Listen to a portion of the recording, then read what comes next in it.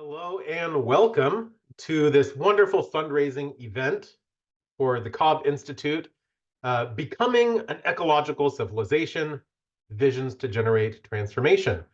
My name is Andrew Schwartz. I am our MC for this gathering. I'm the director of the Center for Process Studies, and I'm happy to be guiding us through today's celebration. To get us started, I'd like to invite Mary Elizabeth Moore, chair of the board of the Cobb Institute, to say a few words of welcome and introduction. Thank you, Andrew. And thanks to all of you who've joined us today. We're really excited to have you here in this Zoom gala for the Cobb Institute. Thank you especially for joining in the collaborative work we'll do today in this time to cultivate hope for the future.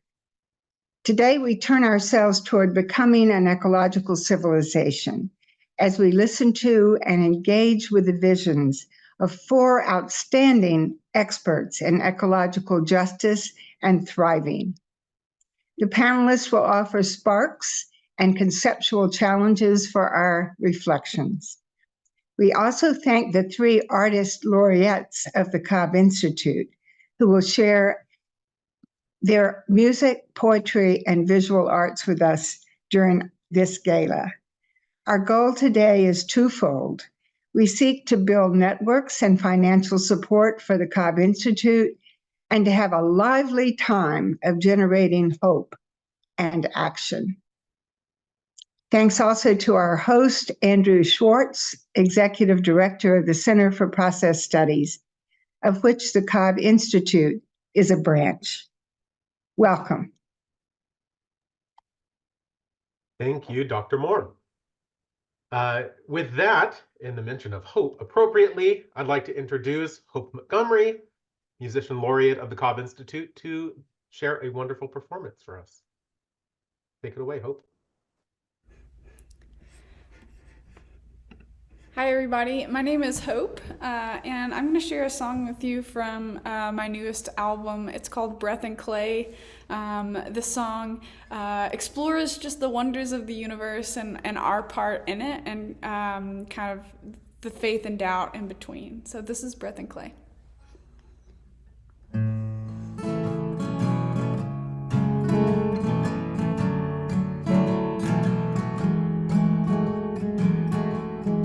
There's no way that the stars know that we're here if we can't find mystery there. We'll never find it here. I've tried to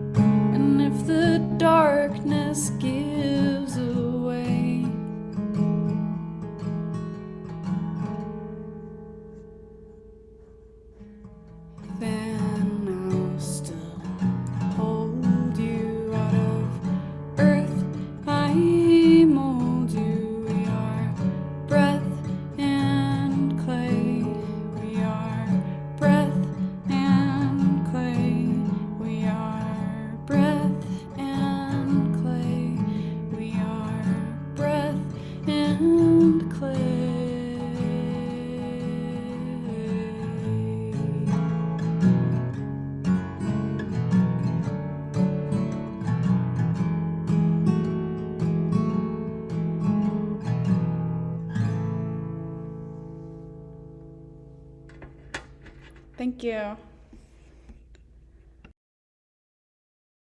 Thank you, Hope, for that wonderful song. I think that it's a really great way to just get us oriented for what we're about to do together. Next up is someone who needs no introduction in this gathering. I invite John Cobb, founder of the Cobb Institute, to come and say a few words for us.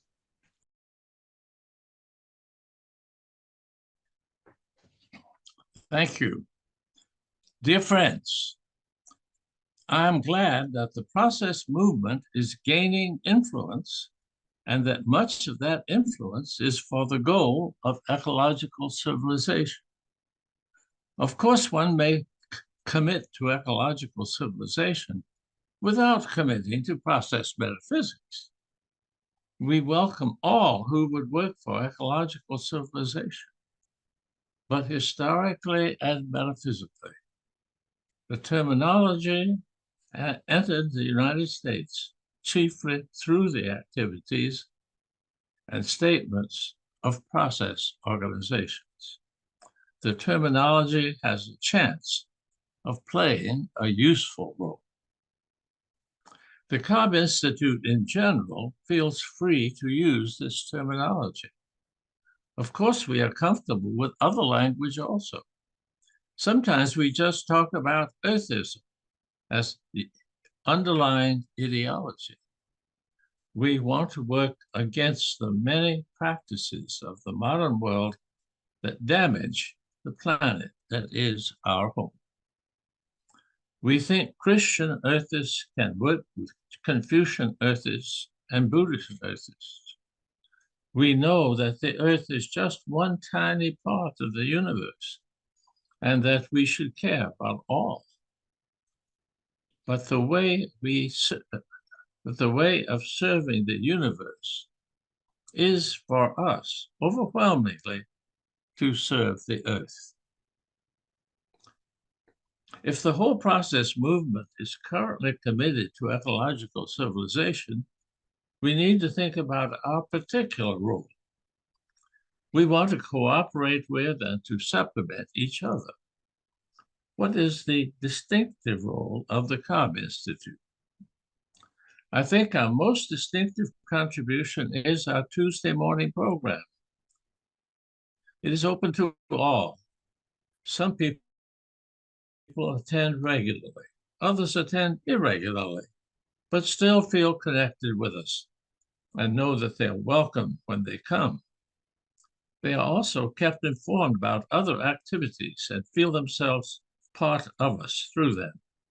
So far as I know, ours is the process organization of which one can most easily become a part. If one attends occasionally, I think one feels welcome to expand one's activities, but I do not think one feels guilty because one misses out on many opportunities. For some, their connection with us is chiefly being on our mailing list. But once one is on the mailing list, one is informed of many opportunities. The door is open to a wide range of lectures and courses. People can feel themselves part of a significant group easily and without commitment. But if they are looking for something more, one can find opportunities for much closer working together. One may work on a project with several people. The project as a whole is likely to be welcomed into the Institute, but if it does not fit well, it can go off on its own. The general attitude is to rejoice when others find things to do that advance ecological civilization, and that can be done in many ways. Lots of people attend the session because of their relation to the speaker. That means that they may have very little further connection with us. But I think in most cases, they leave with friendly feelings toward the Cobb Institute, perhaps toward process thought, and perhaps really hoping that we can make progress toward ecological civilization. To have increasing numbers of people who rarely join us but are well disposed toward us and our goals is not unimportant. Some of us have noticed a rather dramatic change in the status of the process movement. Whereas we had been kept at the margins of the church and of the academic and even the environmental worlds for many years, it seems that the organizations in this movement are now looked to with hope. That is, the process organizations. Our proposals are attended to. One change is that more people recognize the need for real change. Our proposals do not sound quite so far-fetched, but I think that having kept the movement a little visible all through the time that we were marginalized has made it possible to take advantage of our new opportunities. I'll close with an example of how an organization of this kind helps with new projects. The origins of what is now the Cobb Institute are in the Center for Process Studies, which was part of the Claremont School of Theology and sponsored many events here. When the Chinese learned of the process movement in the United States, some influential people were quite interested. Chinese culture is a process one, but in order to catch up with the West in science and technology, the Chinese had to take on an educational system organized around substance thinking. That a leading scientist and philosopher in the West had developed the process philosophy and process science was of great interest to some. Some Chinese wanted to learn more. Claremont was the National Center for Whitehead Studies. They sent Zijl Wang to study here. He created the Center for Postmodern Development of China. Zijl, now joined by his wife May, have settled here. When the school was forced to leave Claremont, CPS was part of the move. But IPDC did not want to leave Claremont. Also, there were quite a few people here who wanted Claremont to remain a center of process thought. We organized what became the Cobb Institute to keep process activities, including coordination with process work in China, alive here. Sadly, the danger of war with China was increasing. Some of us wanted to give much of our time to countering this. The Cobb Institute welcomed Chinese visitors and helped Shiva in maintaining relations. It could handle a certain amount of work with China, but that had to be just one activity amongst several. We spawned another organization now called the Living Earth Movement. Because of the history of these organizations, it was easy to start this one and to concentrate on US-China relations. We are developing that now with the help of the Cobb Institute. Our hope is that a joint group of Chinese and Americans, all committed to ecological civilization, will be able to make some proposals that have a chance of attracting attention and suggesting to people of both countries that cooperation is better than enmity. If we are able to improve our relations in any way, the Cobb Institute can take pride in its essential role. Thank you. And thank you, Dr. Cobb, for what I think is a really helpful explanation of what brings us all here today. To help articulate this in another way, we've got an artistic performance by Christina Hutchins, Poet Laureate of the Cobb Institute. Christina. So I have a poem that's not too long for once, and I want to just say two little comments before I read it. And the first is that it's two things that I appreciate deeply about the Cobb Institute. And the first one is taking beauty seriously. That is so unusual. And beauty in our culture has such surface applications. And so understanding that it's not a form of appearance, but a form of truth, that it's tragic, I think is extremely important, and especially in the context of eco-civilization.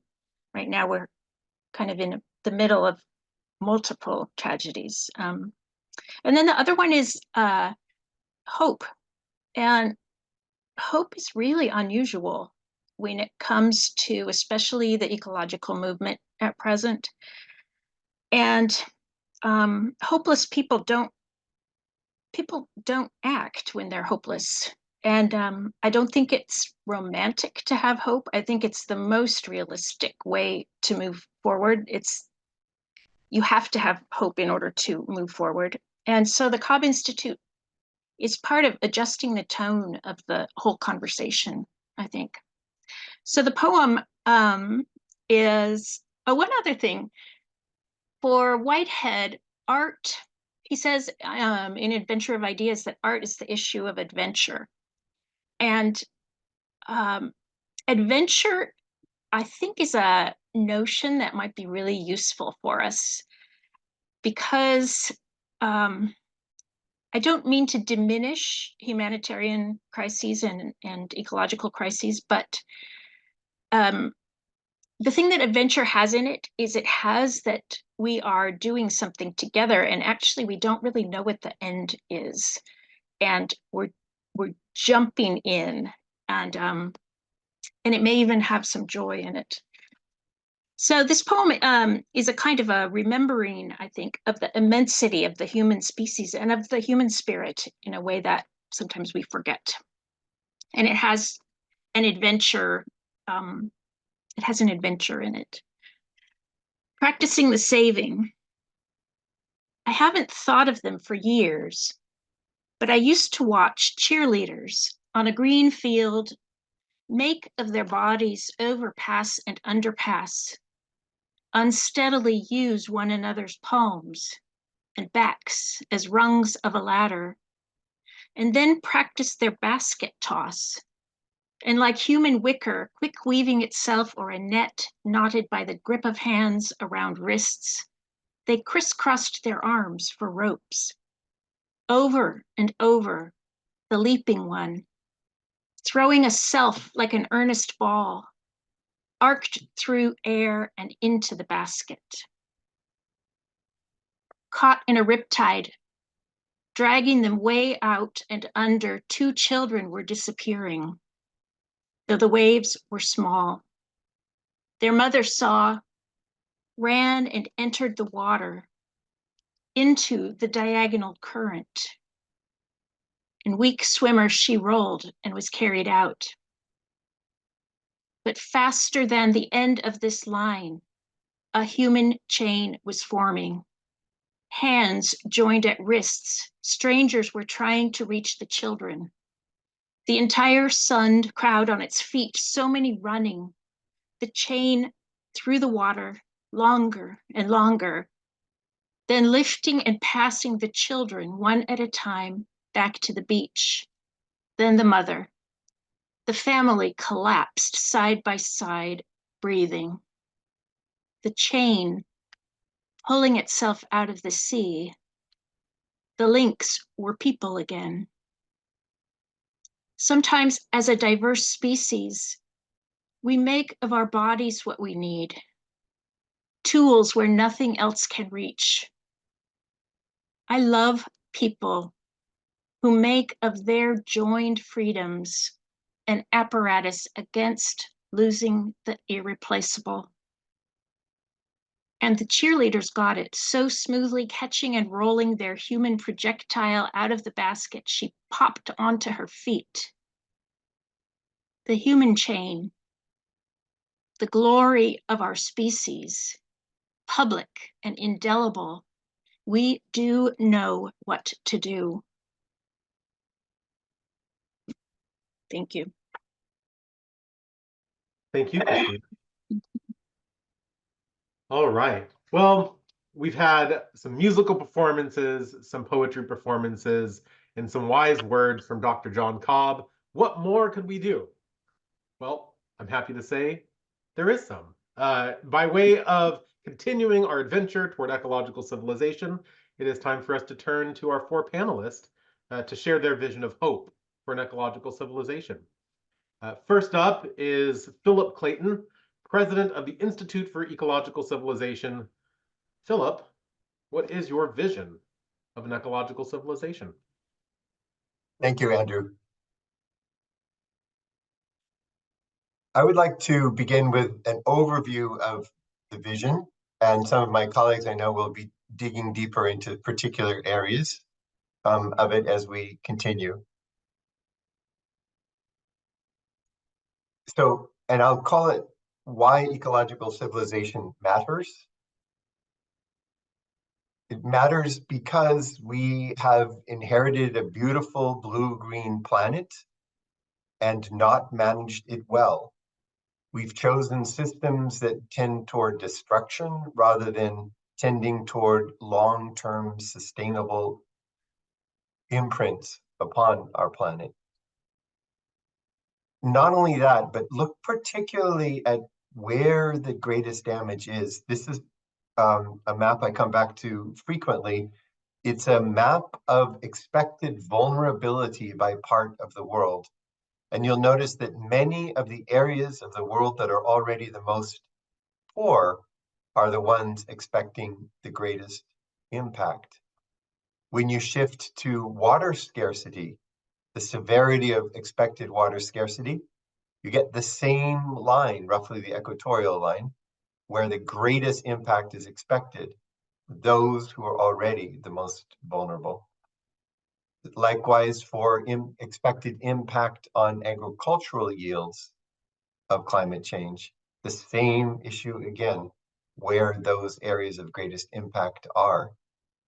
For me, as a religious person, as well as a person who studies the science of climate change, that is the most intense form of injustice in the history of the human species, that those who are not causing the problem will suffer the most greatly from it. It's that, I think, that should prompt us to put ecological civilization in the center of our thinking and action. Andrew and I wrote a book, What is Ecological Civilization?, and stated the goal as follows.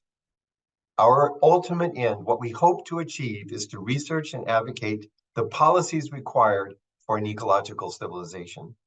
To do so, we must get to the roots of what has produced the current threat of catastrophe. Merely changing social and cultural patterns will not be enough. Nothing less than civilizational change is necessary if humanity is to avert the predicted consequences. The thesis of this talk is that ecological civilization, I'd urge you to understand it as an action word, not an enjoyable theoretical exploration. And for new kinds of action, we need new kinds of thought. We need to imagine. So think of a dystopia. The definition, as you can see, it's an imagined future state where everything is unpleasant or bad.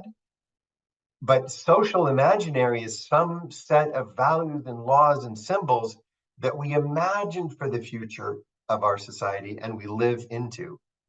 I suggest that ecological civilization is that word. And I just want you to look at some images that represent dystopia and the kind of social imaginary that can become the lure, as Whitehead would say, for our action. So this dystopia is present tense. This is how humans organize our existence in mammoth megacities.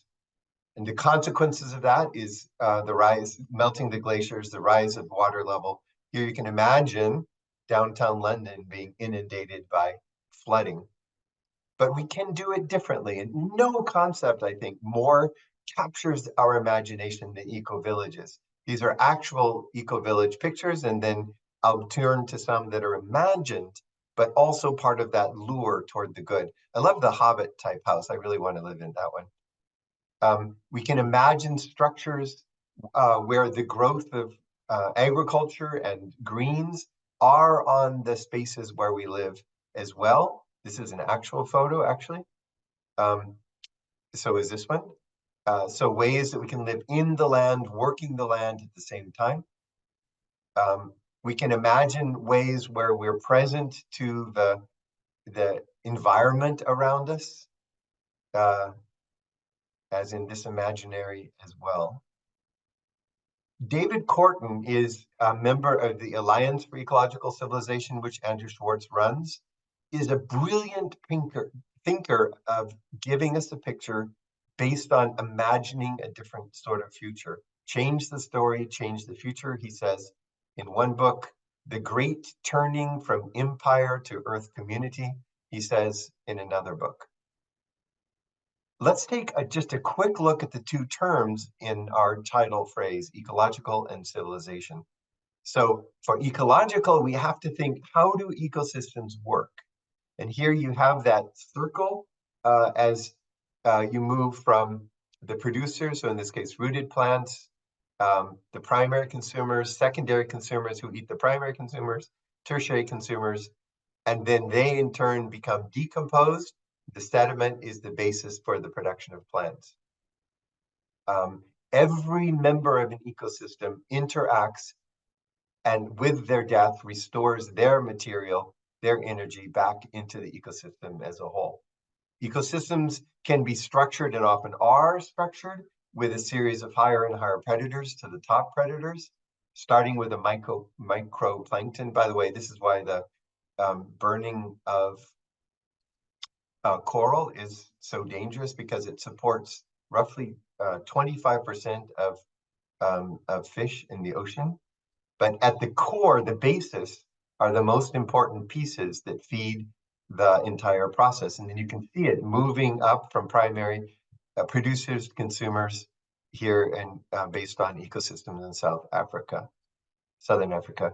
Food chain, as you see on the left, can be vertical, but a food web, and this is what ecosystems are, is a place where everything is interconnected.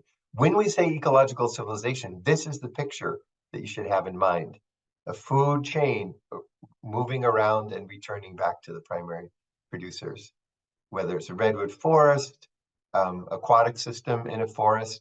The plants produce are received by the broader environment, where it gets processed and sent back to plants or animals again. Interaction of systems is so complex. This is a very simple autocatalytic system. This is a simple ocean system with just 29 boxes, but you can see huge numbers of interactions in this ecosystem, all leading to the sustainability of the system. In short, it's systems within systems within systems, to paraphrase a phrase that John Cobb always uses. And it produces a global structure, which then acts back down on the individual pieces. The danger is when we create systems that don't have this sort of symbiosis. And I'll just take one example. This is off the coast of the west coast of North America. It is a huge patch of garbage, mostly plastics, which is beyond the size of the state of Texas by this point. The waste products of the way we currently live in an unsustainable way, and then washing ashore on various islands around the world. I'd love to talk more about the example, but we see increasingly as seasons change, that migratory birds arrive in the locations where they have gone for thousands of years, but find that the buds have already opened, the insect population has already grown and died, and the nourishment they need to complete the end of their migratory pattern is out of sync at this point. Briefly then on the second term, civilization. Humanity has existed in vast civilizations over thousands and thousands of years, as here the Aztec location. You can see a civilization is a culture writ broad in scope and duration. These are some of the features that make up a culture. And when we say ecological civilization, we're thinking about, say, these 10 features of civilization done in the way that I just demonstrated in the pictures of ecological systems. So you can think of the various sectors of a civilization, and each one becomes a task for us in action to bring about into a sustainable way. This is something that Andrew put together, I think it was you, Andrew, right at the very beginning, asking us to reimagine at the time that we did the Seizing an Alternative conference in 2015, reimagining each of these different sectors from an ecological pattern. The opposite of that are systems where water and nutrients are taken from the natural world, utilized by humans in the middle of the picture, and then depleting all the resources while returning nothing. This is not a circular economy. I'm just going to skip over this for the sake of time and come to my conclusion. The 7 concepts, each one of which we could talk about, these are the core concepts of building an ecological civilization. And all of them are doable if we're willing to follow the ecological model all the way through. We need visionary policy wonks, is how we would put it. This does not have to be the end of the world. If we take the environment as the broadest, society living within its parameters, economy within those, then we get a safe and just space for humanity and all other living things. Thank you very much. Thank you, Philip Clayton. I think that's a super helpful introduction and overview to what we're talking about here. And the uniqueness of the vision of ecological civilization, perhaps overlapping, but also in contrast to just environmentalism writ large. So it's really, really helpful framing. Thank you. Our next panelist is Mirian Vilela. She's the Executive Director of Earth Charter International, among many other things. Mirian, what's your vision of an ecological civilization? Thank you, Andrew. And thank you so much to Philip for giving this great overview. I think we, of course, share a lot this vision of an ecological civilization. But let me share a few thoughts on how I envision an ecological civilization, or civilizations with a plural. And I envision it when we all have eventually understood or act accordingly on a few things, such as the importance to secure Earth's bounty and beauty. And at the beginning of our session here today, we heard about the importance of beauty. I was very happy to hear that. But what it means to secure Earth's bounty and beauty, but also what it really means when we think about securing Earth's bounty and beauty to present and future generations. When we have that sort of conscious that we are thinking about beauty and bounty of Earth, not only for our own culture or our own family or our own context, but to people across the world, across cultures, but also our ability to see the right of future generations to enjoy Earth's beauty and bounty. So we are not there yet. We don't have that kind of consciousness. If we do, we are often invited to think through the lenses of our context and our culture. So, and we must realize that the fact that we are even losing our capacity to smell or feel Earth, smell or feel a flower, or to pause to appreciate a flower or life itself. So how can we appreciate the value of beauty and Earth's bounty. So we do have a significant work to do with our generation, with future generations, to expand our consciousness regarding the importance of Earth's bounty and beauty. Second, I think when I'm invited to think about or envision an ecological civilization, I think of the importance not only for us to understand, but really to embody this idea of being more rather than having more. Being more meaning being a more caring, compassionate, collaborative, kind, smiley, responsible human being, so that we can relate better and we can leave a better impact on our relations, not only among humans, but also with the non-human living world or animals that are not humans. So this is not really that easy because we need to understand that the reality of the predominant narrative that we live, we see, we hear from everywhere, from movies, from news, conversations, that there is a focus on having more. So I think about my daughter's generation, that it's really receiving information very loud that on this current narrative, particularly in the younger generation, that is receiving just the noise of having more is better than being more. So that's the reality. So we do have a lot of work to do here. How can we elevate and make more noise that being more is so much important than having more? Third, I envision an ecological civilization when we all have really managed somehow to have expanded our consciousness, our lives, to see,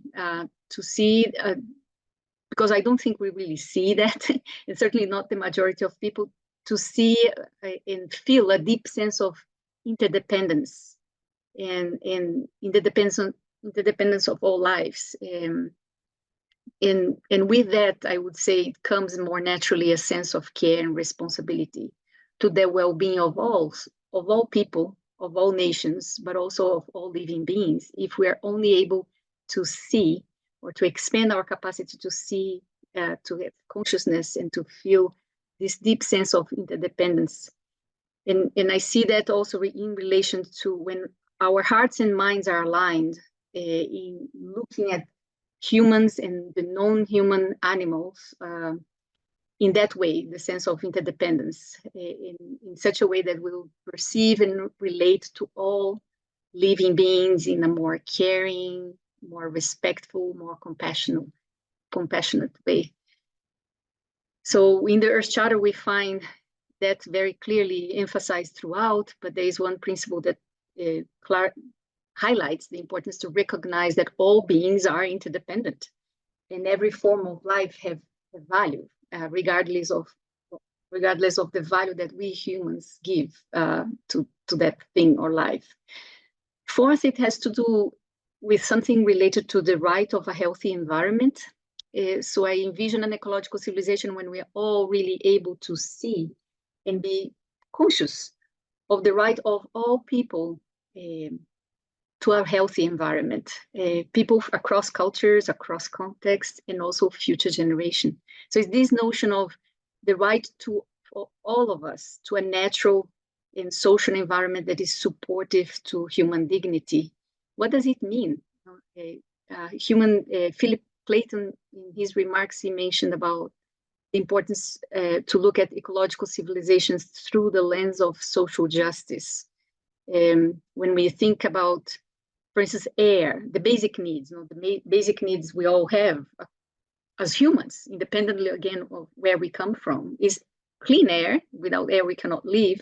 It's not just air, it's clean and fresh air.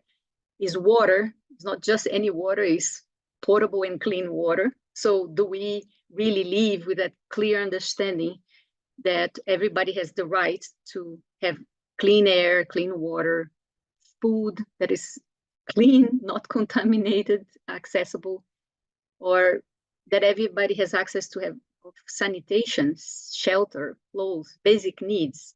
When I go, for instance, to Rio de Janeiro and I feel the smell of contaminated water, I say, well, we are not living in a contaminated, we are not living in an ecological society. When something so basic as sanitation, you know, what to do with our waste.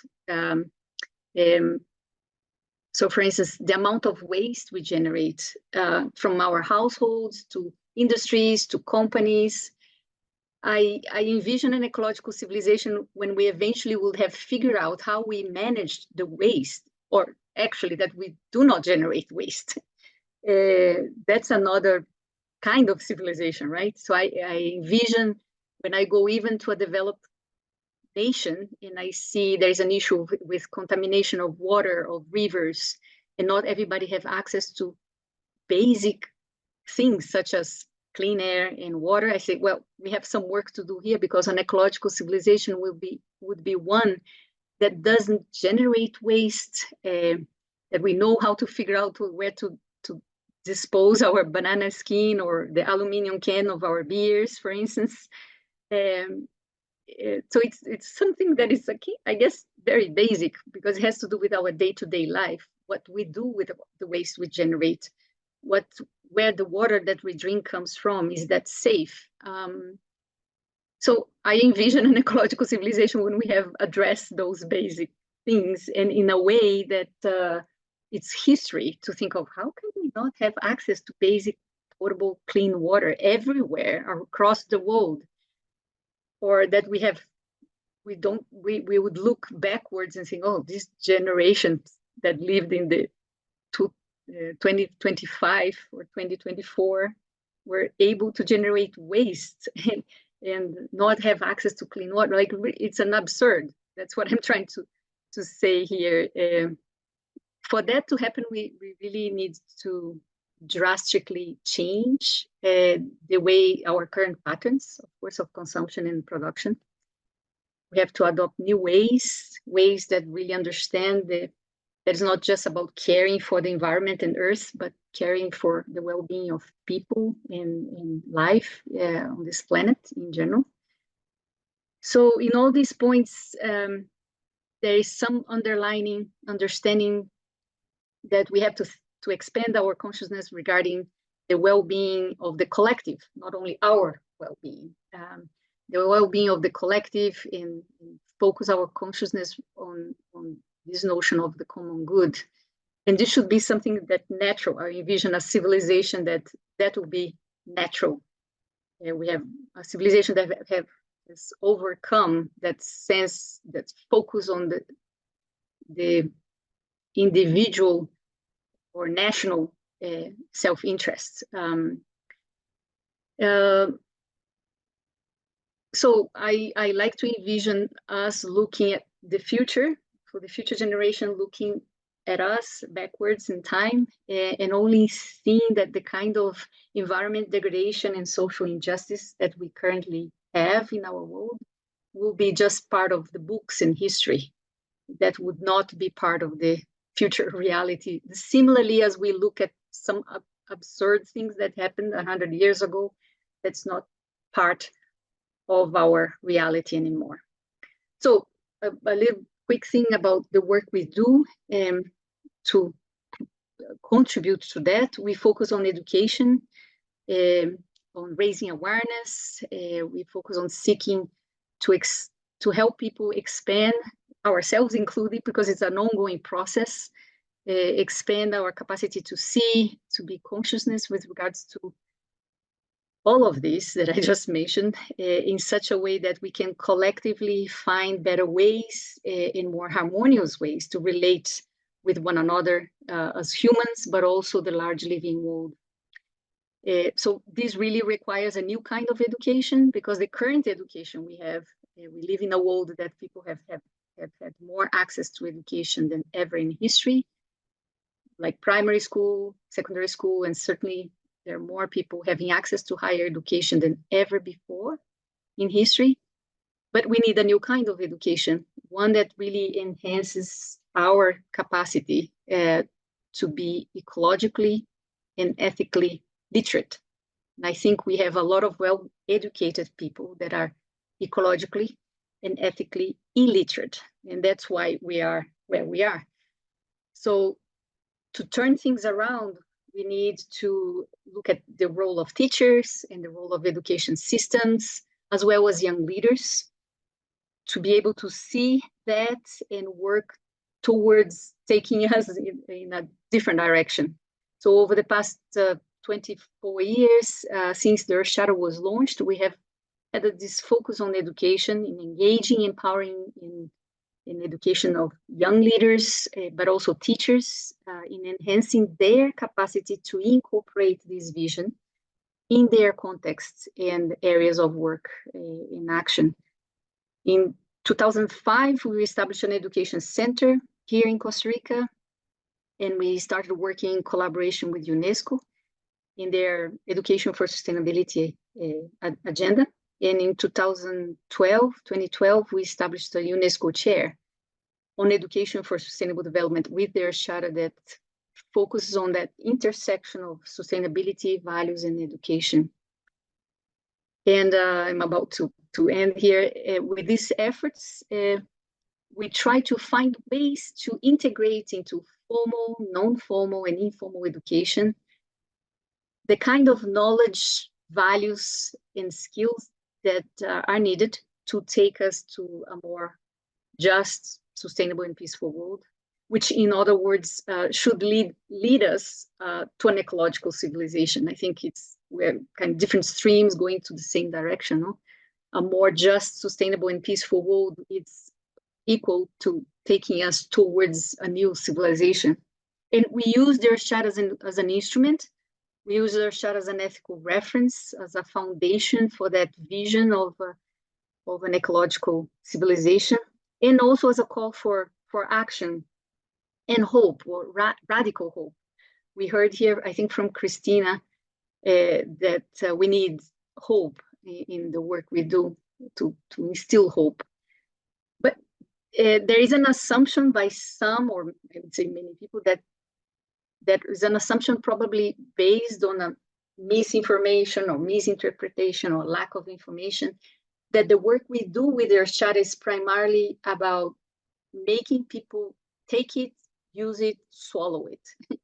And that's not really our perspective. We use their shadow as an instrument to generate dialogue, to generate reflection, expand understanding, spark, ignite an ethical or conscious action, while realizing also at the same time the tensions that we often have in realizing that there is a tension to harmonize diversity with unity. There is a tension to harmonize this exercise of freedom with the common good and the collectives. There is also often a tension between short-term objectives and long-term goals. I often get this question of, we need to solve things now, and we don't have the luxury of thinking about future generations or long-term goals. So there is this constant tension there. So we basically have been using their shadow to engage and empower young leaders and educators to expand their consciousness and enhance their capacity to address these things and collectively contribute to this huge task towards moving us in the direction of an ecological civilization. So thank you for listening, and greetings from a very hot day in Costa Rica. Thank you, Mirian, for your wonderful vision and for all that you do through the Earth Charter and University for Peace and everything. So really appreciate that. Next up from our panelist, I'd invite Jeremy Lent, author, founder of the Deep Transformation Network, all around great fellow, who is going to share some of his vision on what does an ecological civilization look like to you? Great. Well, thanks for that introduction, Andrew. And well, I mean, a simple answer is it looks pretty much the way Philip and Mirian just explained so well. And so I totally embrace what I've heard from both of you, and thanks so much for that. And not surprising, I guess, in the sense that as I went through my own internal sort of transformation and a real ontological crisis of my own, which ended up with writing books about deep interconnectedness and what that means. It was through that personal journey of mine that I came across these incredible visions of what's possible, like the Earth Charter that Mirian Vilela has put so much of her life into, and then this vision of ecological civilization that John obviously initiated so many years ago, and Philip and Andrew and others have developed in this way. So to me, there was a sort of a light bulb that went off in my mind when I came across that term, ecological civilization, in the way that Philip was just describing it, like looking at the scope of those two words. And maybe the way to get at the sense of how transformational I think it is there was a realization I came across as I started to look at what's wrong with the world and what needs to be done to change it, that there are so many people in so many different parts of the world working on fixing different problems, and they've come up with solutions, but the solutions aren't being implemented. And they write these, well-meaning articles about why isn't that happening? Why, if we got this great idea, why haven't we achieved it? And I began to realize the reason why so many people get so frustrated and don't understand why the simple answers aren't working is that actually the system isn't broken, which is, you might say, well, what are you talking about? The system's not, of course it's broken. No, the system is doing exactly what it was intended to do, because it's a system that is based on the core values of basically extraction and exploitation. It's a system that really is the most recent version of what's been called a wealth pump, which essentially is, we can see in virtually every major agrarian civilization since that term began. It's designed to sort of take all the energy of most of the people in the society and virtually all the energy of whatever natural, quote unquote, resources are out there, and suck that upwards towards the wealth for the elite, extraction and exploitation. This dominant system in the last few hundred years has done that way more powerfully than ever before. But so from that realization, it gets to the sense that, well, we actually have to change. We don't have to sort of fix things. We have to change the fundamental underlying basis of the system. We have to essentially move from a system that is based on extraction and exploitation, ultimately with the objective of wealth accumulation for the elites, to a system that's based on setting the conditions for all beings to flourish on a regenerated living earth. Simple as that, but that changes everything. And when I came across this term ecological civilization, it was like, of course, that's what it is, because to me, the term civilization gets the sense of the scope of what we're talking about. We're not just trying to change our economics to an ecological economics, which of course is foundational, but that's not alone. We're not just trying to transform education, which we need to do, of course, but we're looking at everything, whether it's urban design, whether it's how we design our technologies, whether it's how money is issued, whether it's how law is conceived and implemented, how governance works.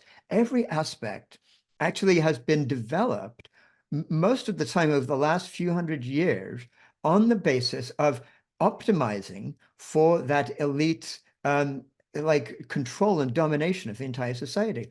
And the wonderful news, though, is that people are already doing that work in every one of these areas. They've rethought about it. So at first it seems like, well, this is way too difficult to even conceive of how we can look at transforming every part of society. But the work is already being done on the ground in different ways, the theoretical thinking through of what true democracy could look like, or what a different kind of law could look like, or what a different kind of technology could look like, is already there. And what's, I think, a lot of people who are working on these don't even realize sometimes is that they are part of this transformational system towards this fundamentally different kind of civilization. So really, I'd like to then sort of go back to some of those foundational terms of what we're talking about when, like, how do we even determine when we're looking at some good idea that somebody has, if it's actually just trying to fix something in the current system without really making those changes, or is it coming from that deeper systemic layer of change? And maybe a way to start with that is just to look at, Philip took us through this sense of what are the principles of ecology. If we're looking at a civilization that's actually built on principles of life itself. And one of the most important that Philip touched on, which I think is foundational, is that sense of mutually beneficial symbiosis. That we're taught in our dominant culture that actually nature, the evolution is a result of selfish genes outcompeting each other. What we now know from decades now of systems and more advanced evolutionary biology looking at life on Earth, the great transitions in life that took it to simple bacteria and to the complexity we have today all arose from exactly that, basically life's secret, mutually beneficial symbiosis. That if two different species work together, bringing what they have as what is really special and powerful to them to others, then that can actually lead to a win-win for everybody. Fundamental. Another core concept is what's sometimes referred to as fractal flourishing, which is that when we look at ecosystems, we recognize that and a whole ecosystem is comprised of many different holarchies, or like systems that have other systems within it. So, when we think of ourselves as organisms, we have each cell is part of an organ, each part is part of an organism, which is part of a population, part of all society, part of ultimately of Gaia and the living earth. And recognizing that, we get to see that there's the patterns that relate all those things are fractally connected. And that only when each of those different layers are actually healthy, will the other layers be healthy. So that's what the notion of fractal flourishing is. Rather than this kind of zero-sum game that we're told exists, that like my wealth comes at the expense of somebody else, we get to realize that actually each of us are able to flourish when the different parts within us are flourishing and all the different parts that we're part of are also flourishing. And then finally, there's this notion of integration, like ecosystems are fully integrated, which comes to this sense of they're all part of the same unity, but they're very diversified too. They're very differentiated. And so part of what an ecological civilization is about is looking at all the different elements, the diverse elements, and celebrating the diverse elements that make this rich abundance of who we are as a human species, and celebrating them as part of something that is bigger, that enables us to truly move towards that flourishing future. So that's my personal take on it. Let me turn back to you, Andrew. Thank you.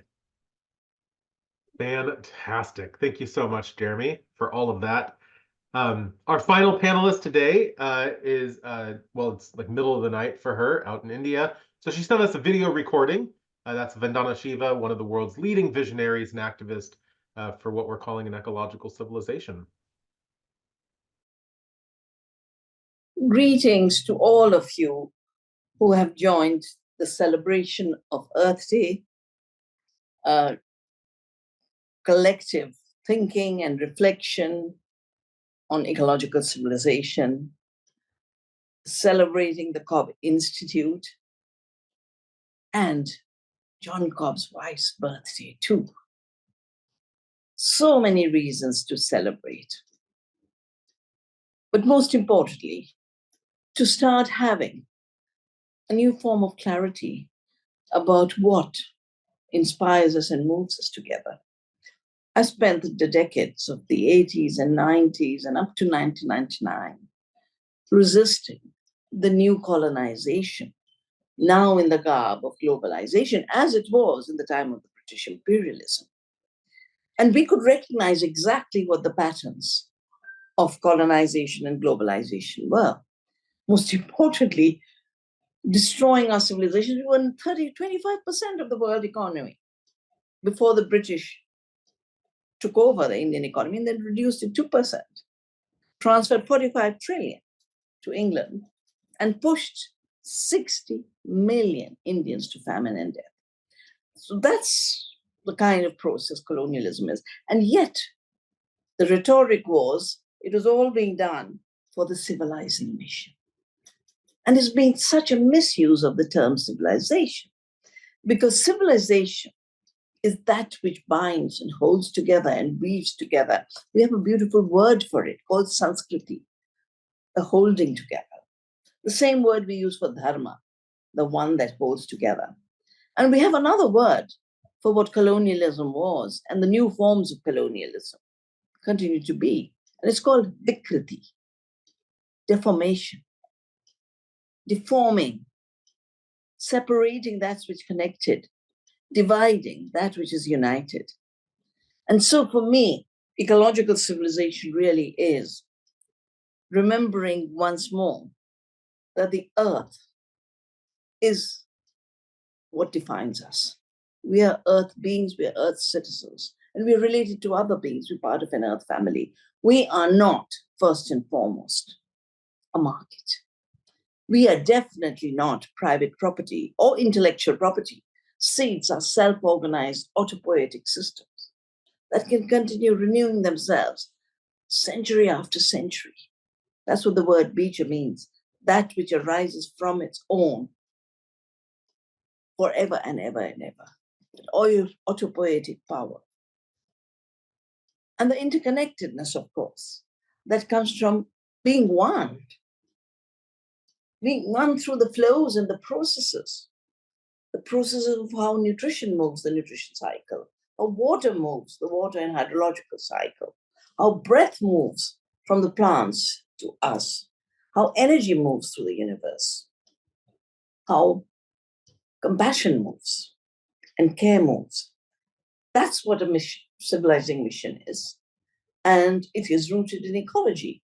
And therefore, decolonizing is finding it once more the core ideas and core organizing principles of an ecological civilization, which means of ecology.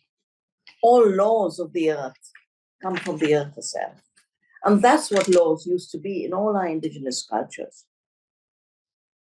The law is the land is the law. The earth sets the law. And across the world, we saw the earth as living, and we saw the earth as our mother. Go to any language, pre-colonial, pre-industrial, the earth is our mother. We are the children. We're connected in one earth family. And the laws of that unity is an ecological civilization. Colonialism, which pretended it was a civilizing mission, was actually the destruction of the earth as living and reducing the earth to terra nullius, from terra madre to terra nullius, the empty earth with no life in it. Separate particles, disconnected. Even us, totally disconnected, like Descartes talking about, I'm a thinking thing without a body. But the body is the knowing body, the body is the acting body. The body is the caring body. My first involvement in the ecological movement of the 70s, the movement called Chipko, where women said, we're going to hug the trees, we'll stop you from cutting them. You'll have to kill us before you kill the tree. And for me, that act of hugging, the embrace of life, is the ecological civilization on our daily basis. The love that flows from us to other beings and makes us one, and it explodes our energies in the protection of the earth.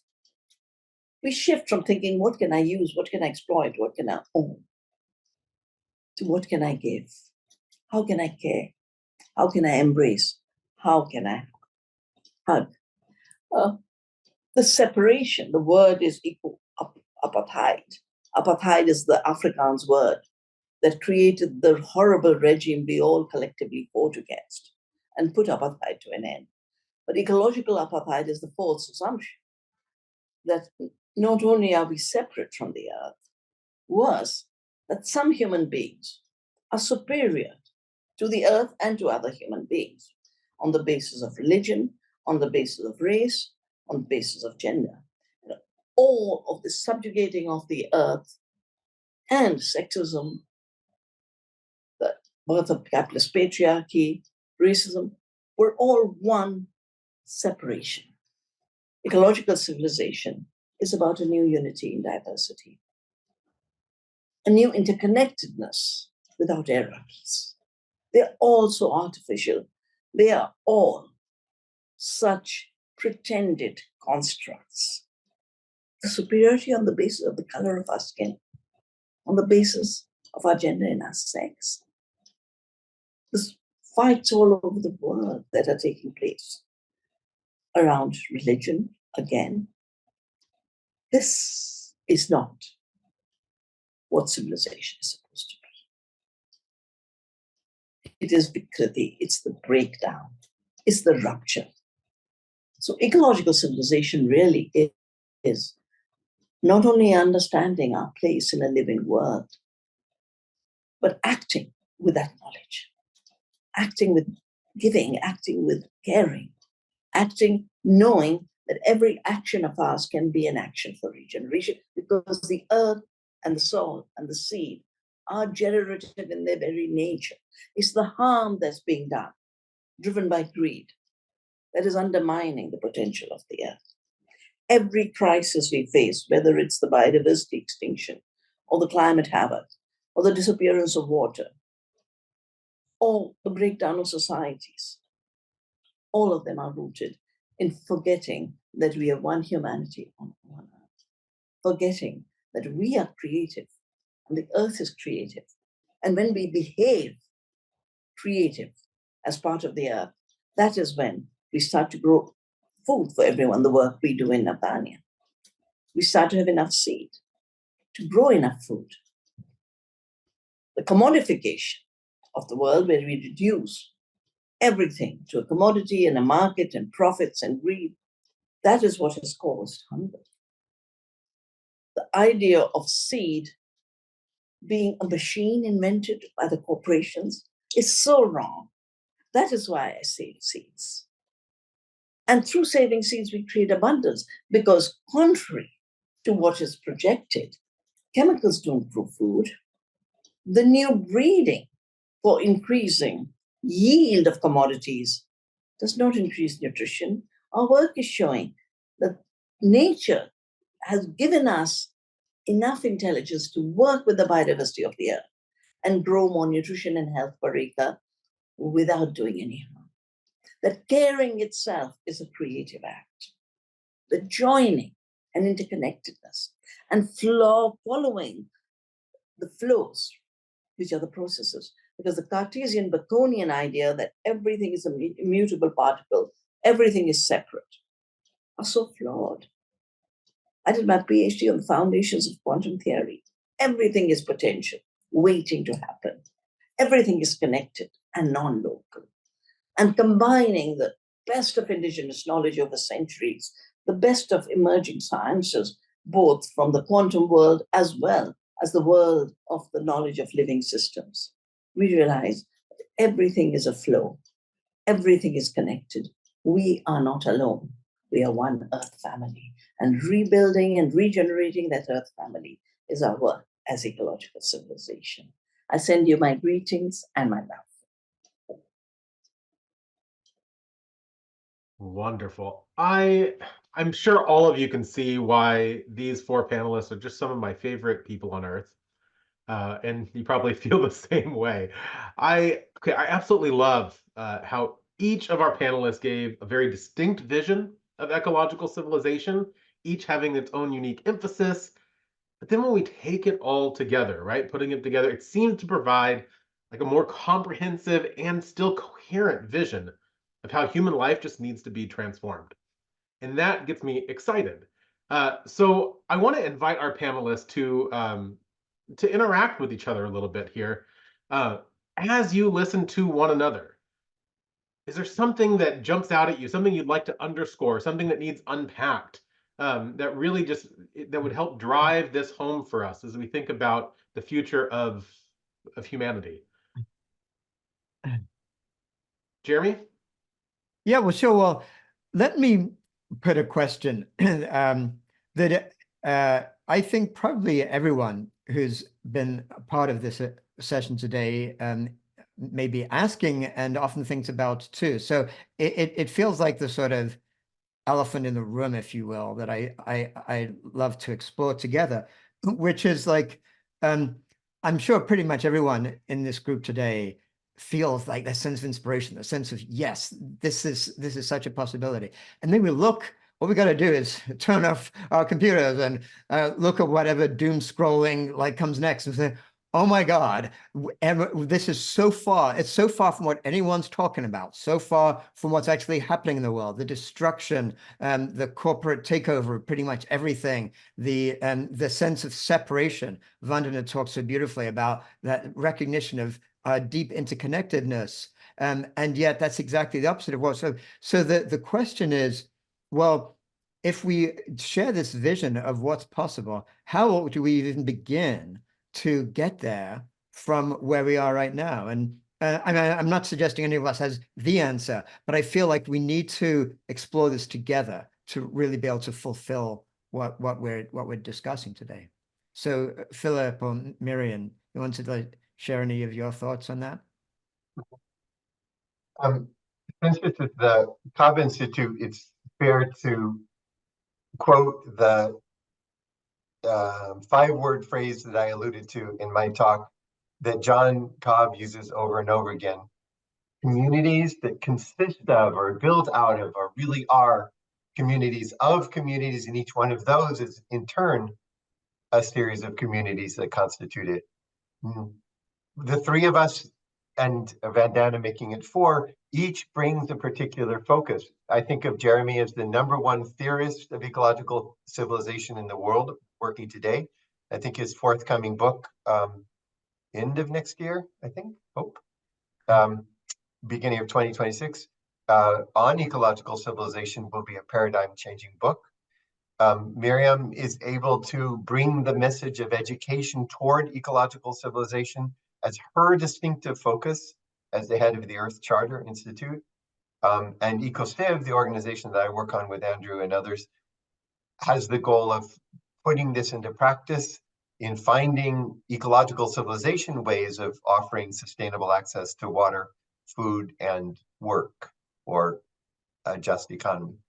And what I wonder is how we can interconnect the communities that make up the Deep Transformation Network or the Earth Charter Network or so forth, or the Cobb Institute, John Cobb and Friends, or CPS. How do we interconnect them in a way that we have enhanced effects? And I'm asking you and Miriam, but I'm also thinking for all 43 people that are on this call. What are the ways that we can visibly show a partnership that will be effective? Yeah. And I think Miriam is in the midst of transiting, so she might be on her phone, but may have be off for a second. But so actually, Philip, your question is great, and it actually, I think it opens us up to expanding our conversation right now, right? So an ecological civilization is not something that's just built by a small group of experts. It's going to take all of us. So I think in that spirit, even though we're a bit behind schedule, it's a really important opportunity to open up the conversation and include questions and insights from all of those in attendance. So I know we've got a couple of comments, a bunch of great comments in the chat, including a question. But if somebody wants to use the raise hand function under the reactions button at the bottom of your Zoom window, that will let us know that you wanted to speak up. Pandeka. Ah, good. Yes. Thank all of you so very much. A question for Jeremy. Jeremy, would you answer your question? And because I work with small groups and believe that small groups within organizations and between organizations are the way to network all of us together. Thus, I emphasize small groups of 4 to 8 people. But what's your answer to the question, the true elephant in the room? Yeah. Thank you for turning that back on me, Vandana. And well, when I look at this, and to be frank, and I just kind of want to bring this out because I imagine other people share it too. There are times when I just feel a sense of despair. I feel like sense of things are just so going so bad that it seems almost impossible to consider these transformation.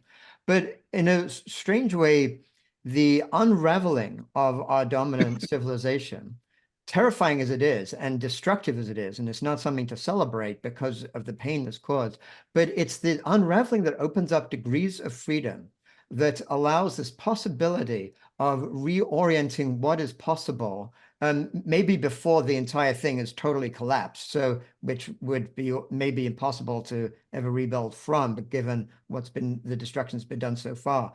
But can we reform from within as it unravels? And this is where there's a certain quote from a brilliant systems thinker called Ilya Prigogine that inspires me a lot and helps me to feel into what it is that we're trying to do. And he was somebody who studied a lot about phase changes in systems, phase transitions in systems, about how a system, sort of imagine something like a chrysalis, a caterpillar goes into a chrysalis. Everything gets all messy and chaotic. And then, of course, a butterfly emerges. And this is a miracle, but it's also something that happens in complex systems all around. And what he describes is when a system is far from equilibrium, when it's beginning to move into this transition phase, small islands of coherence that appear in a sea of chaos. And those islands have the capacity, in his words, to lift the entire system to a higher order.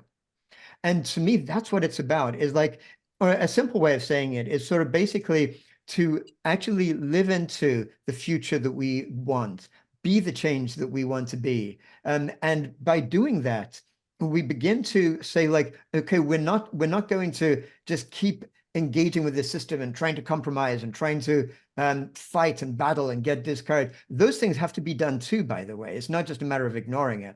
But the most important thing we can be doing is building these islands of coherence. And just as important as the building of them is what Philip was mentioning, is then connecting those islands of coherence with other islands that we see around us.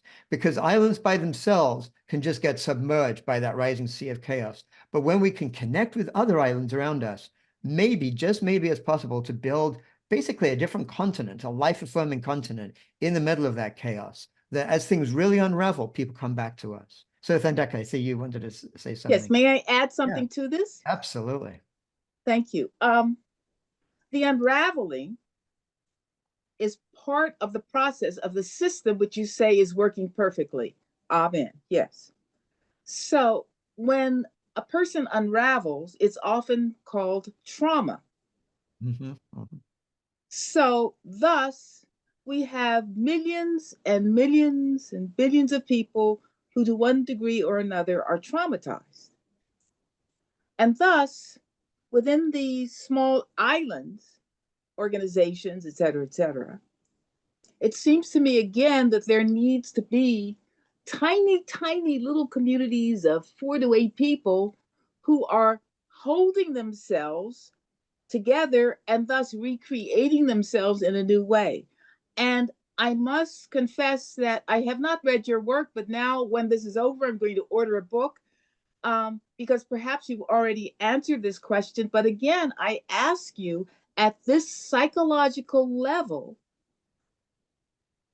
what's the elephant? Beautiful. I mean, so I so follow what you're saying, Vandana, and I'm sure a number of people here are probably familiar with the work of Gabor Mate, who speaks so much about that notion of being with a trauma, recognizing how much of that trauma is systemically caused and how to turn towards that in a healing way. And well, obviously there's no time to go into it in too much depth, but to me, I'll tell you what is the magic potion that there's absolutely there always to work with the trauma and to work and to help at that deep layer within us, with our small communities, and expand it out. It's a simple concept, is kindness. And the very word kindness actually comes from the sense of connection, and it comes from the word kin, meaning like sort of treating others as if they're kin. And of course, we are all kin. All of us alive are kin. And once we recognize that, the kindness is this orientation towards when somebody in our own community acts out in ways that feel damaging, when we feel damaging impulses within ourselves, or negative thoughts or harmful thoughts, or even actions that we do, to then turn to kindness and just go, we live in this society that has conditioned each of us to basically be screwed up individuals, to act in screwed up ways. And once we see how deep that conditioning is, and we found our own ways as infants and as children of dealing with that by forming hard layers around us in order to survive in this very damaging world. Once we recognize that and turn to it with kindness, it opens up the opportunity to then offer that kindness to others, and for us to even offer that kindness to those we see as our political opponents and the racists and the people selling hate and destruction, recognizing every one of them has something in their being that is a beautiful little infant that just wanted love and that learned to act in those harmful ways. And when we come from that place, we can move from that separation towards a deeper unity. Thank you. That is beautiful. Great questions, great responses. Philip, you had also asked about aligning, how do we do this together, right? And Mirian had written in the chat that a lot of it really has to do with aligning communication and in finding ways to intentionally connect and collaborate as groups. So these islands of coherence, what Jay McDaniel said, maybe are islands of kindness, includes, among other things, coming together through organizations, institutions that have specific missions, goals, budgets that can actually try to create programming that can move all of us forward together. And one of the organizations that is doing that is the Cobb Institute. So I actually would like to take this time thanking our panelists and everyone here for their creative thought and continued support on this. I'd like to invite Mary Elizabeth Moore back, the board chair of the Cobb Institute, to say a little bit more about how you can support the work of the Cobb Institute and helping us all take a step closer toward building an ecological civilization. Andrew, and thank you. Thank you for presiding so incredibly well. You panelists and artists are exceptional in stirring our understanding and our passion. Thank you, thank you, thank you. We are going to hear something from our visual artist in a few moments, and then we will close this program today with Hope Montgomery coming back with one more song. So we'll go out singing. As we close, I take this moment to give you an invitation to participate in changing the world by supporting the Cobb Institute. Many of you have already done this. You have done it as you registered for this event, and many of you added extra donations. Some of you may choose to add an extra donation now or later in the day, and Richard is providing the information in the website.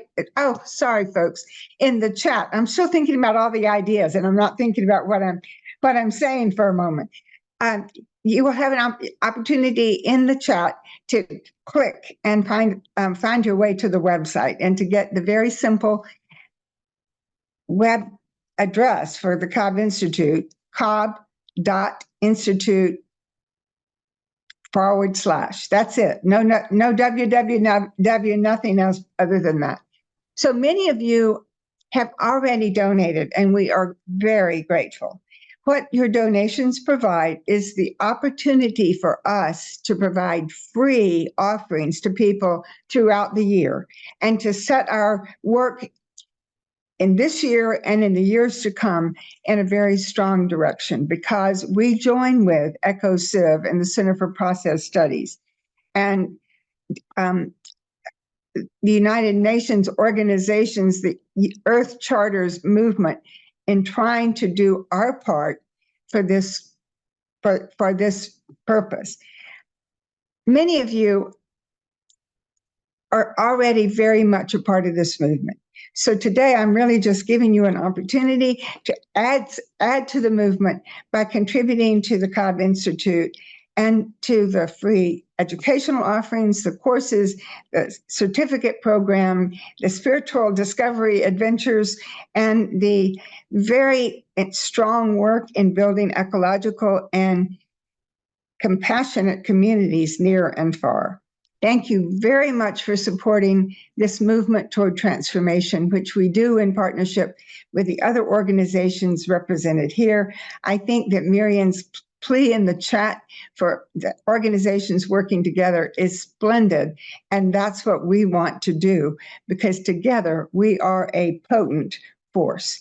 Thank you for being a friend and partner of the Cobb Institute, and thank you for being here today. Your wisdom in the chat is just wonderful. Thank you. Well said, Mary Elizabeth. So to close us out, we'll have back-to-back artistic performances. So we'll just play those in succession there, Richard. First up is some artist work by our visual arts laureate from the Cobb Institute, Andre von Zijl, and then a final song performed by Hope Montgomery. And then we will go on our way and enjoy the rest of our weekend.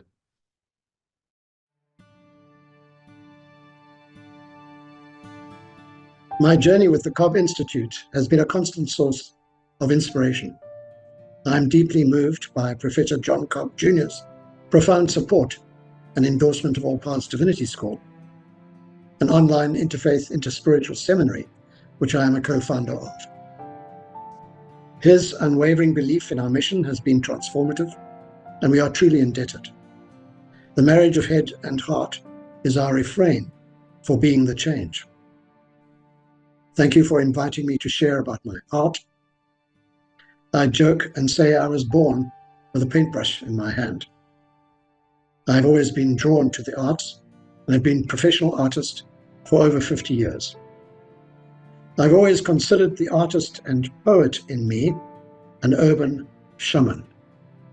My lens of understanding comes from early monastic training and being the student of an enlightened teacher who gave me the art of living, the greatest art of all, that of marrying everyday life with the highest vision of the divine. I come to all that I am and do through the integration of a non-dual lens. This has allowed me to unlock deeper truths about the nature of reality and our part in it, coupled with a reverence for the gospel of nature and its infinite generosity. It harkens me back to an Edenic state of balance and beauty, which have been the themes that have emerged throughout my career. There have been cycles where my work has also included socio-political commentary and reverence for the sanctity of indigenous wisdom. I resonate with Alfred North Whitehead's statement: by viewing art not only as a source of aesthetic pleasure, but also as a key to unlocking deeper truths about the nature of reality and our place within it, we may find new avenues for personal growth, self-discovery, and spiritual enlightenment. Deeper truths about the nature of reality. This is the irrepressible optimism of true identity. Yes, there is a physical world with all its hard edges and intractable issues. But as the Bhagavad Gita puts it, for one who takes shelter at his feet, it is said that the material universe is no more significant than a puddle of water found in the impression of a calf's hoofprint. There is certainly no difficulty in crossing over such a small puddle. This reminds me of Christ's walking on the water. I was born in Zimbabwe and went to the University of Cape Town, Michaelis Art School, as a student, and was then invited to join the faculty. Historically, my work has been as a social activist, being a thorn in the side of the apartheid regime, communicating through my work that the unity of all life is sacred. Coming to America has been a life-altering event. My artistic work can be seen as a beacon of hope in a society that often feels adrift, without a clear vision or guiding hand to steer it away from self-destruction. It may be a small light, but it shines brightly in the darkness of the existential tunnel we are navigating. Similarly, I perceive the work of the Cobb Institute, All Paths, and other such institutions as powerful beacons of hope, piercing through the gloom of impending disaster and chaos. Now about the artwork. The African painting, called A Remembering of Eden, is a major work that speaks for itself. It's a commissioned art piece and it resides in a private collection in Santa Monica. Mandela drawing with the pictographic history of his life as the border is equally clear. This drawing is currently being prepared to be donated to the Mandela Institute in South Africa. My early work referenced the African landscape and its realities within the urban wilderness paradoxes. In the most recent pen and ink drawings, I've used archetypes and symbolic representations of what interbeing might look like. I'm convinced that all our human institutions mirror our individual and collective identities. Who we think we are shapes our self-concepts and is reflected in the world we experience. If we consider ourselves separate from each other and the non-human world, we can only arrive at a world at odds with itself. My work emphasizes the centrality of universal love, and we, as its hosts, allow its ceaseless generosity to pour through us, transforming our lives as gifts, honoring the divine resident in all things. If we radically challenge the presumptions of status quo separation consciousness and the soul-denying abuses of what has been called gangster capitalism, we would assert a more indigenous worldview where humans acknowledge their interdependence and the reciprocity inherent in respect for self and nature. This is the philosophy of Ubuntu, which states, "I am because you are." In my process, I draw on subconscious images that create themselves through me. I don't make drawings, I allow them to emerge spontaneously through my hand. Bill McClellan would recognize this as a form of freestyle jazz improvisation. I deliberately empty my mind and begin drawing directly onto the paper, which allows for no mistakes. I don't have an image or presentiment in my mind, but I have a feeling that guides the process of walking out on a limb in the dark. The wings on the figures represent a connection to the earth, the cosmos, and the divine in various ways, demonstrating or illustrating the verticality of the divine connection and the horizontality of the human integrating and outworking. If there is meaning in this world, it is to be found in all our relationships to the other, to self, and to the world at large, including the cosmos, all as extensions of our mutuality. The images and possibly this accompanying text convey that we are not only the narrative identity trapped in a body set in time and space. Death reveals the continuum of consciousness beyond the fall of the body, confirming that our primal identity is a spiritual one, not a physical one. Rather, it is the vastness of our cosmic body that animates the incarnation experience. Suppose we incorporated a more cosmically oriented sense of being individually and collectively. In that case, our relationship with ourselves, each other, and the world, venerating the divine resident in everything, the ecocide we are presently engaged in, will cease, and the more than human world will breathe a sigh of relief. By learning to wear cosmic bifocals, we can learn to see the drama of conditioned reality through the eyes of unconditional love. We learn not to love anything in particular, or anyone in particular, but to become love, and to embody a love beyond understanding. We are the creative enterprise of the universe, each expressing, as our lives, the divine creative origin of all being. And we express this each according to our capacity and understanding, desiring to be a reflection of the animating creative principle called God by some. Thank you.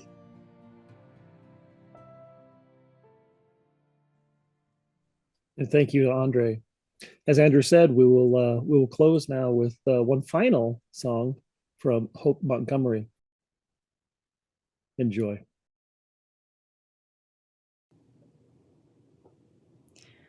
I'm going to play a song called The Prophet and the Angel. I chose this song because of the way that the natural world is the source of wisdom in this song.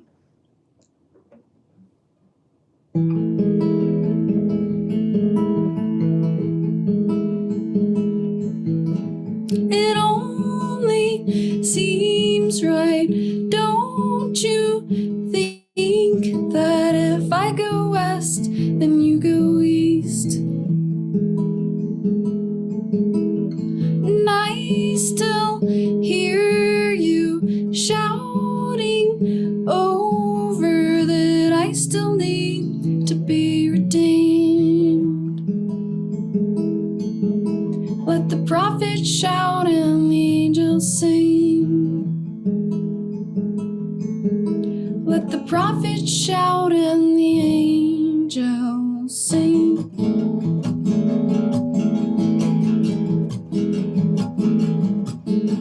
And I know you have such small faith, but I still thought you would believe. So don't you doubt what you can't see. A Sila left its mark on me. Do you still pray to anything?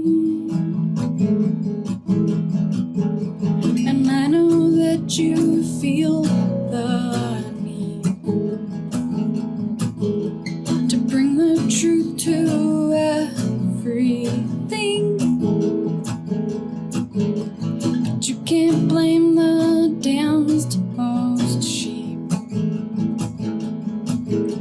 when there's no fault in wandering. Let the prophet shout and the angels sing. Let the prophet shout and the angels sing.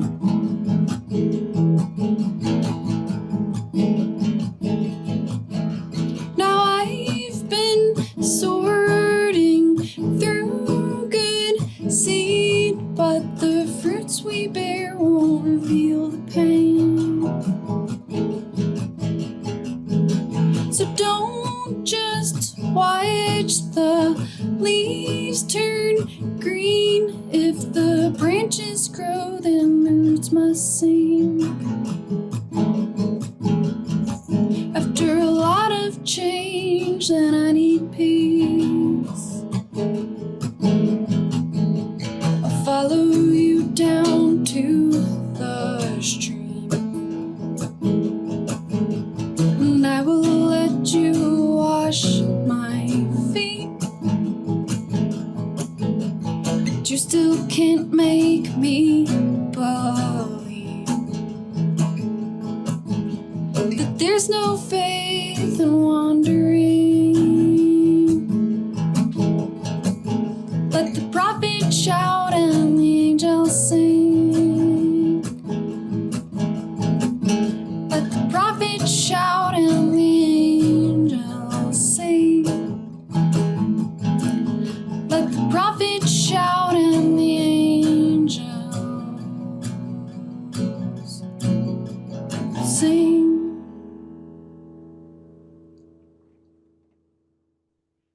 Thank you for joining us. Happy Earth Day to all. That's the end of our program.